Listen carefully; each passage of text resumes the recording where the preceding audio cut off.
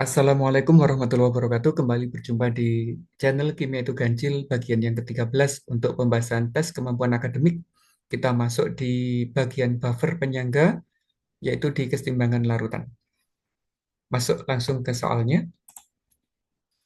Yang pertama, kita diberi data kayak gini, kemudian diminta mengidentifikasi apa sih sebenarnya makna dari data, terutama di data nomor 4. Ternyata pH saat ditambah air, ditambah asam kuat dan basa kuat tidak banyak berubah. Kalau nggak banyak berubah, itu adalah ciri dari larutan yang bersifat buffer, buffer asam ya, karena pH-nya di bawah 7. Apa cirinya buffer asam? Yaitu ada campuran asam lemah dengan basa konjugasinya. Misalkan ini asam lemah, ionnya itu disebut sebagai basa konjugasi. Atau ada asam lemah ditambah basa kuat yang memisahkan asam lemah. Contohnya ini, jika 2 mol, ini 1 mol, maka tersisa 1 mol.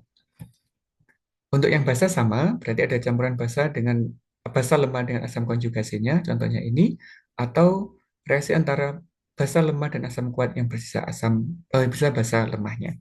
Karena ini pH-nya di bawah 7, maka tergolong pada kategori buffer asam. Kita identifikasi aja. Kalau ini nggak mungkin karena asam kuat, ini nggak mungkin karena basa lemah.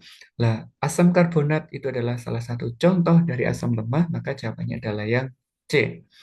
Kalau yang D nggak mungkin, karena ini asam lemah ditambah dengan basa lemah, kita nggak dapat data perbandingan molnya, nggak masuk di situ. Ini asam lemah ditambah asam kuat, tidak mungkin membentuk larutan buffer.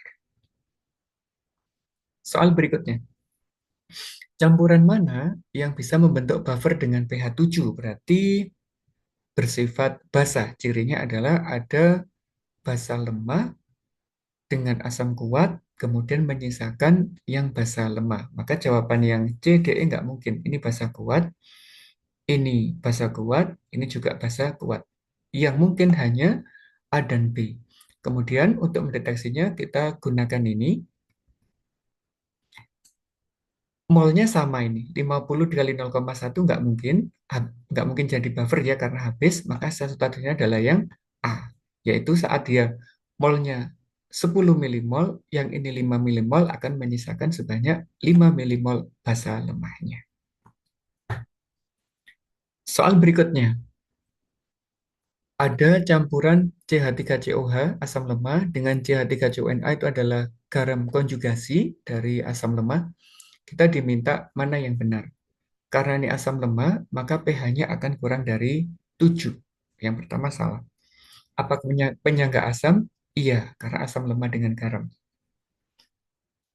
Buffer pasti bisa mempertahankan pH saat ditambah sedikit asam dan sedikit basa. Maka yang salah hanya yang 1 dan 3, sedangkan 2, 4, 5 jawabannya benar. Soal berikutnya, ini saya ambil dari web juga, dari webnya Pusmendik. Diminta menghitung pH larutan buffer jika mencampurkan 20 mili asam asetat 0,1 m dengan 20 mili natrium asetat. Ini adalah asam lemah, ini adalah garam konjugasinya, pasti dia membentuk larutan buffer dengan Ka sekian. Untuk menghitung pH buffer asam, kita gunakan rumus ini, yaitu H plus Ka dikali konsentrasi asam dibagi konsentrasi garam atau ion konjugasinya. Masukkan datanya. 0,1 itu boleh langsung diambilkan dari konsentrasinya, boleh ya. Atau dikalikan ini juga boleh, karena dibagi volume total nanti akan habis, maka diambil konsentrasinya aja boleh. Sehingga ketemunya 10 pangkat min 5, ketemu pH-nya adalah 5. Soal berikutnya, ada asam kuat dicampur dengan basa lemah. Ada Kb-nya. Apakah ini membentuk suatu buffer? Kita buktikan dengan reaksinya dulu. Yang asam sulfat 100 dikali 0,1 membentuk 10 milimol. Yang N4OH membentuk 30 milimol. Maka yang bereaksi di sini 10, dengan koefisien 1 kita habiskan. Kalau ini 10 milimol, ternyata di sini butuhnya 20 milimol. Ini koefisien 1 berarti 10 milimol, ini 2 berarti 20 milimol. Sehingga kondisi akhirnya ada sisa NH4OH sebanyak 10 milimol. Ada sisa basa lemah dan terbentuk garam membentuk campuran buffer. Buffernya bersifat basa. Kita cari OH-nya. Nah, yang hati-hati adalah saat memasukkan angkanya. Mengapa hati-hati? Karena di sini NH4-nya ada dua kali, yaitu membentuk amonium sulfat dengan jumlah ion H4 plus NH4 nya sebanyak 2. Sehingga di sini nanti harus dikali sebanyak 2. 10 itu dari sisanya NH4OH, 10 itu dari terbentuknya garam, cuma karena ionnya 2 dikali 2. Masukkan angkanya, masukkan ke rumus pH, sehingga bisa ketemu sebanyak 8 plus log 5 pH-nya.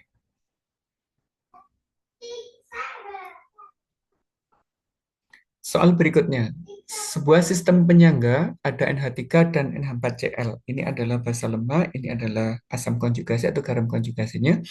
Kemudian ditambahkan HCl ke dalam sistem, mana yang akan terjadi? Itu gini ya, buffer itu jika ditambah air, sedikit asam kuat atau sedikit basa kuat, maka pH-nya tidak akan berubah. Karena apa?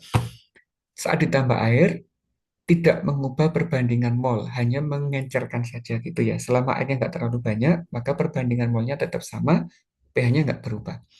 Saat ditambah asam, dia akan bereaksi dengan basa lemahnya. Membentuk apa? Membentuk garam konjugasi. Karena masih ada ini, maka dia tetap sebagai campuran buffer.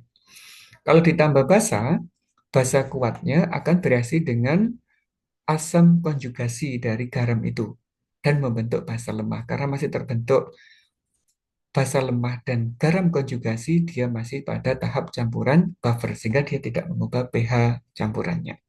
Dari sini pernyataan yang benar adalah yang A. Ini adalah salah satu soal juga yang saya ambil dari Pusmendik untuk webnya TKA. Asam lemah dicampur dengan basa kuat, apakah dia membentuk campuran buffer? Kita buktikan ya, pakai stoikiometri. Di sini CH3COH ditambah NOH membentuk CH3CONA. Molnya dimasukkan 100,01, berarti 10 milimol.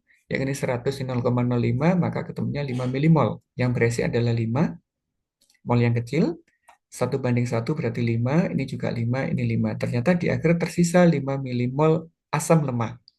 Karena ada asam lemah dan garam, pasti dia bentuk campuran buffer asam. Masukkan ke pH, nilainya adalah 5.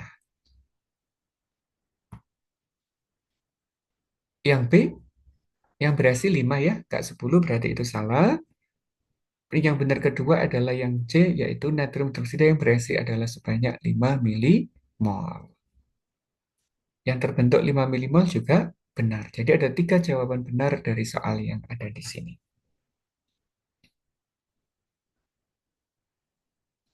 Demikian untuk penjelasan masalah larutan buffer. Sampai berjumpa di video berikutnya. Assalamualaikum warahmatullahi wabarakatuh.